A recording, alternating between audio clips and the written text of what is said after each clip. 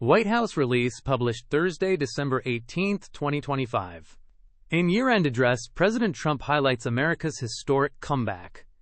President Donald J. Trump delivered a primetime address from the White House, reflecting on 11 months of what he called historic progress. He said his administration has turned the tide on inflation, lowered costs, secured the border, and honored the military with a special warrior dividend.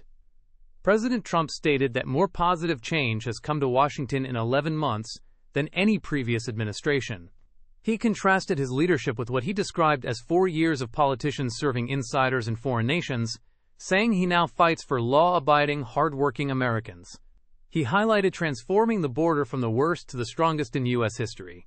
He reported a 94% drop in drugs brought in by sea and said his administration is deporting criminals and restoring safety to cities.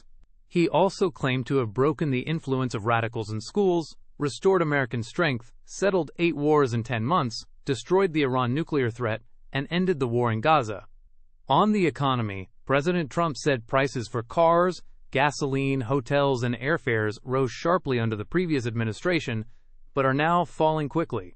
He announced that over 1.45 million military service members will receive a $1.776 warrior dividend before Christmas.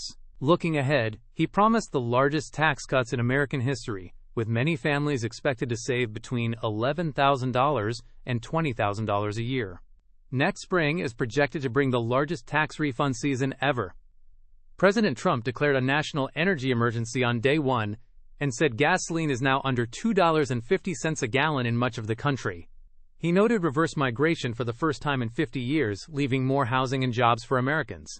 He said the yearly cost of a typical new mortgage rose by $15,000 under Democrats, but has already dropped by $3,000 during his term.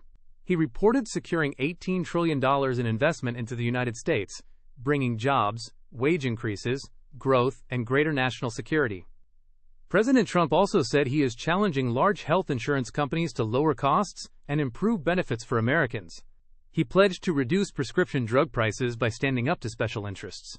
He concluded that after 11 months, the border is secure, inflation has stopped, wages are up, prices are down, America is strong and respected, and the country is poised for an unprecedented economic boom. Thanks for listening. The full source material for this summary is in the description below.